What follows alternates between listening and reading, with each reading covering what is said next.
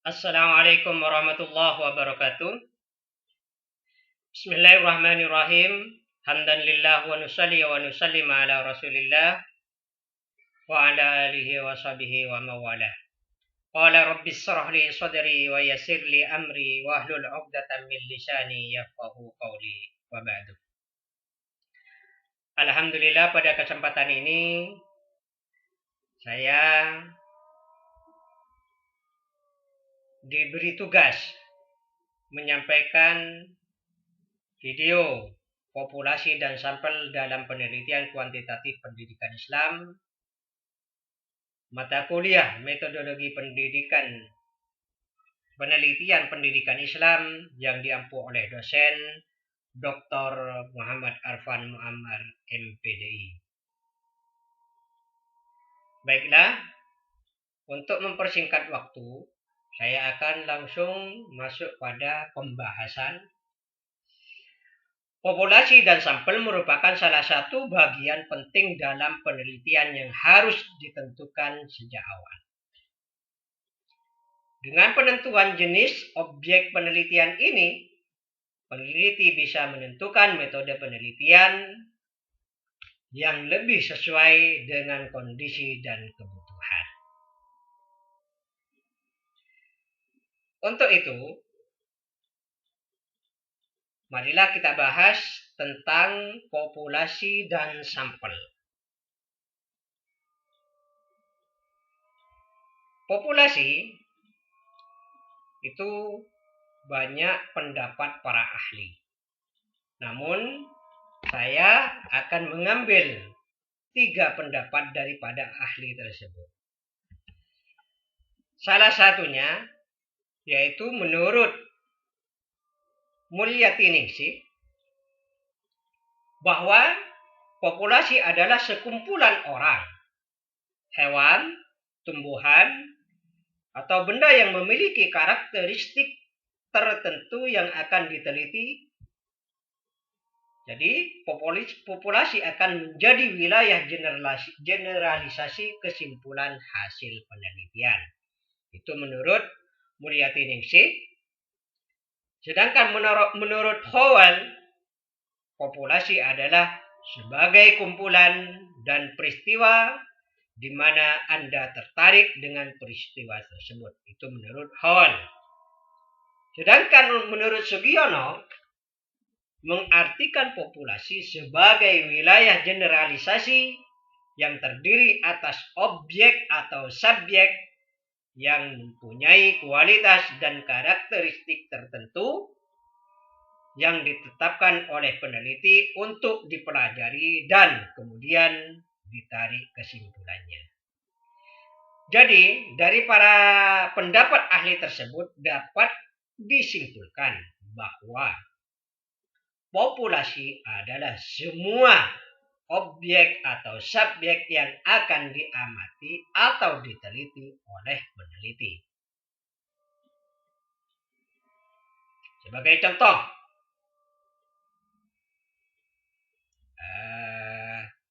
pengaruh tingkat pendidikan orang tua terhadap kecerdasan emosional dan kemandirian siswa, MI Raudatul Mubtadiin Pelengahan Pamekasan. Populasinya mana? Populasinya adalah seluruh siswa MI Raudatul Mubtadiin Pelakpak Pelengahan Pamekasan. Kenapa saya ngambil Pamekasan? Karena saya orang Pamekasan. Sumpamanya, siswa MI Raudatul Mubtadiin itu 1000, maka populasinya adalah 1000. Sumpamanya 500, maka populasinya adalah 500 siswa. Atau semakin kecil dan lain sebagainya, itulah. Pokoknya jumlah keseluruhan siswa yang ada di MI tersebut. Karena yang akan diteliti adalah siswa di MI Raudatul Mubtadiin tersebut. Itu adalah contoh dari populasi. Insyaallah masalah populasi kita sudah paham dan ngerti. Selanjutnya kita membahas tentang apa itu sampel. Sama dengan populasi, saya akan mengambil pendapat para ahli juga 3. Yang pertama saya akan mengambil pendapatnya dari Sugiono bahwa sampel adalah suatu bagian dari keseluruhan serta karakteristik yang dimiliki oleh sebuah populasi. Artinya, yang dimaksud sampel adalah, kata kuncinya adalah suatu bagian dari keseluruhan serta karakteristik yang dimiliki oleh sebuah populasi. Itu menurut Sugiono. Sedangkan Ari Kunto mendefinisikan sampel adalah sebagian atau sebagai wakil populasi yang akan diteliti. Jika penelitian yang dilakukan sebagian dari populasi, maka bisa dikatakan bahwa penelitian tersebut adalah penelitian sampel. Jadi kata kuncinya di sini adalah juga sebagian atau wakil. Namanya wakil, tidak keseluruhan. Menurut Ari Kunto. Sedangkan Nana Sujana dan Ibrahim mendefinisikan sampel adalah sebagian dari populasi yang dapat dijangkau serta memiliki sifat yang sama dengan populasi yang diambil sampelnya tersebut. Kesimpulannya adalah perwakilan atau sampel adalah perwakilan atau sebagian dari populasi. Kalau kita perhatikan, kalau kita amati, banyak peneliti menggunakan sampel ketimbang populasi. Kenapa? Nah, itu yang harus kita bedah bersama. Mengapa para peneliti banyak menggunakan sampel ketimbang populasi? Yang pertama, karena ukuran populasi terlalu besar. Coba, bila ukuran populasi terlalu besar, rasanya sangat sulit untuk melakukan penelitian. Maka penggunaan sampel akan lebih efektif dan efisien dalam menghasilkan data yang dibutuhkan. Artinya tingkat kesulitannya dengan menggunakan populasi itu lebih ringan. Yang kedua yaitu mengapa banyak peneliti menggunakan sampel? Karena efisiensi. Dalam prosesnya bisa jadi penggunaan populasi akan menimbulkan biaya yang sangat besar. Kenapa?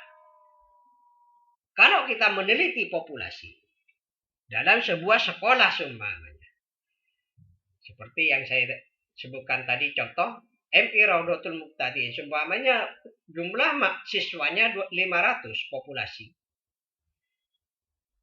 Kalau kita mau teliti semuanya, maka kita akan membutuhkan biaya yang akan lebih besar. Baik itu secara akomodasi maupun transportasinya.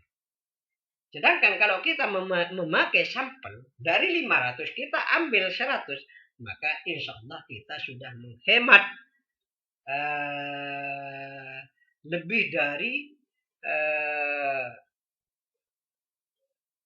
50% dari pembiayaan yang kita butuhkan. Yang selanjutnya kenapa banyak peneliti menggunakan sampel? Karena waktu yang lebih cepat. Penelitian menggunakan sampel memungkinkan penyajian data dalam waktu yang relatif lebih cepat daripada kita menggunakan populasi. Sama seperti masalah efisiensi. Kalau kita meneliti menggunakan populasi, waktu,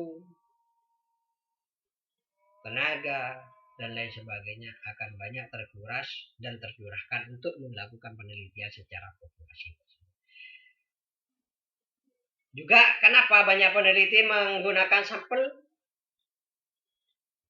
Karena sumber daya yang lebih efisien. Nah, sumber daya yang dimaksud dalam hal ini yaitu pendukung-pendukung lain. Contohnya, dalam skala besar, seperti pemilu, peralatan teknologi informasi untuk pengelolaan data, populasi dengan jumlah jutaan tentunya membutuhkan perangkat, penyimpanan data dan komputer dengan spesifikasi yang lebih tinggi. Hal ini akan jauh berbeda bila pendataan dilakukan dalam bentuk sampel. Artinya kita tidak membutuhkan terlalu banyak spesifikasi di dalam komputer yang tinggi. Itu mengapa para peneliti banyak menggunakan sampel. Juga kenapa peneliti banyak menggunakan sampel, yaitu penelitian yang tidak mungkin menggunakan populasi. Itu salah satu alasannya mengapa para peneliti banyak menggunakan sampel. Dalam beberapa contoh penelitian, bisa jadi penggunaan populasi tidak dimungkinkan dan akan membahayakan objek dari populasi itu sendiri. Sebagai contoh, apakah kita yakin bahwa warna darah manusia itu seluruhnya berwarna merah? Apakah kita yakin darah yang berada di kepala, di tangan, atau di kaki benar-benar berwarna merah? Untuk memastikan hal tersebut, kita tidak perlu menyedot seluruh darah, baik itu yang ada di kepala, di tangan, di kaki, untuk mengetahui apa itu hasilnya. Cukup mengambil beberapa teteh di setiap bagian tubuh, dan tentunya kita sudah bisa menarik kesimpulan dari hal tersebut. Itu manfaat atau kenapa para peneliti banyak menggunakan sampel daripada populasi. Sekarang kita fokus pada teknik pengambilan sampel. Teknik pengambilan sampel itu ada dua. Yang pertama teknik sampling secara probabilitas. Apa sih teknik sampling secara probabilitas? Yaitu teknik yang dilakukan dengan memberikan peluang atau kesempatan kepada seluruh anggota populasi untuk menjadi sampel. Dengan demikian, sampel yang diperoleh diharapkan merupakan sampel yang representatif. Itu adalah teknik sampel secara probabilitas. Yang kedua yaitu teknik pengambilan sampel secara non-probabilitas. Apa yang dinamakan teknik sampel secara non-probabilitas? Yaitu teknik pengambilan sampel dari populasi yang ditemukan atau ditentukan sendiri oleh peneliti atau menurut pertimbangan pakar. Itu adalah definisi dari teknik sampel baik secara probabilitas dan non-probabilitas. Oke, untuk lebih jelasnya lagi kita jabarkan satu persatu antara probabilitas dengan non-probabilitas. Yang pertama yaitu teknik sampling secara probabilitas, yaitu teknik sampling yang dilakukan dengan memberikan peluang atau kesempatan kepada seluruh anggota populasi untuk menjadi sampel. Dengan demikian, sampel yang diperoleh diharapkan merupakan sampel yang representatif. Adapun teknik sampling semacam ini dapat dilakukan yang pertama yaitu sampling secara rambang sederhana. Apa sih sampling secara rambang sederhana? Yaitu cara paling populer yang dipakai dalam proses penarikan sampel rambang sederhana dengan cara undian. Artinya, seumpamanya jumlah siswa di MI Raudatul Muqtadiin itu adalah 500. Maka sampelnya seumpamanya kita sudah menentukan itu 100 orang, maka nama-nama dari semua siswa yang 500 itu dibuatkan undian. Dan setelah yang keluar 1 sampai 100, pengambilannya 1 sampai 100, itu yang akan menjadi sampel. Itu adalah secara rambang sederhana. Yang kedua yaitu teknik sampling secara sistematis atau systematic sampling. Prosedur ini berupa penarikan sampel dengan cara mengambil setiap kasus atau nomor urut yang kesekian dari daftar populasi. Kalau tadi dari 500 kita buatkan nama-namanya, lalu kita buatkan undian. Kalau secara manual dulu itu memakai namanya ditulis lalu dipelintir, setelah itu selesai sampai 500 mahasiswa, maka kita ambil 100, setelah itu yang masuk nama-namanya di dalam 100 itu adalah tambang sederhana. Akan tetapi yang sistematis ini dari 1 sampai 500 kita tidak usah membuat undian, akan tetapi kita mengambil nomor urutnya. Kalau 500 kita mengambilnya 100 orang, maka dalam setiap kelipatan 5 itu yang kita ambil. 5, 10, 15, 20, 25, dan seterusnya sampai 500 itu yang kita ambil. Nah itu teknik sampling secara sistematik. Selanjutnya yaitu teknik sampling secara rambang proporsional.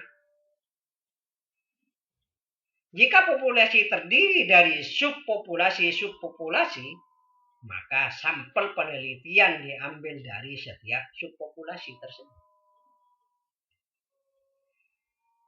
Dan adapun cara pengambilannya dapat dilakukan secara undian maupun sistematis. Bagaimana caranya? Seumpamanya kelas kan di MI Raudatul Muqtadiin itu ada kelas 1 sampai kelas 6. Nah, di setiap kelas itu kita ambil setiap populasi tersebut sesuai dengan proporsi yang ada. Seumpamanya kita mengambil 500, maka kalau 6 rata-rata yang diambil di setiap kelasnya itu seumpamanya 100, maka 100 bagi 6 setiap kelas. Maka itu yang akan menjadi sampel. Selanjutnya yaitu teknik sampel secara rambang bertingkat. Nah, contohnya masih seperti yang tadi. Kan di MI Raudatul Muqtadiin itu ada 6.